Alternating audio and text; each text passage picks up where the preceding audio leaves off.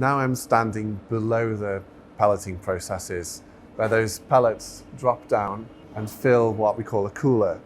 So this box here is a cooler, and when it's running, it will be filled up to a certain level with these pellets. The purpose of this equipment is to flow cool air through, which takes away some of the heat and allows those pellets to cool down and harden.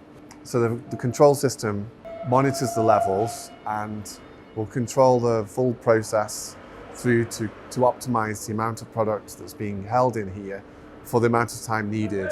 Sometimes you have temperature sensors in there and you use that to look for a temperature difference and to make sure that the process is working efficiently.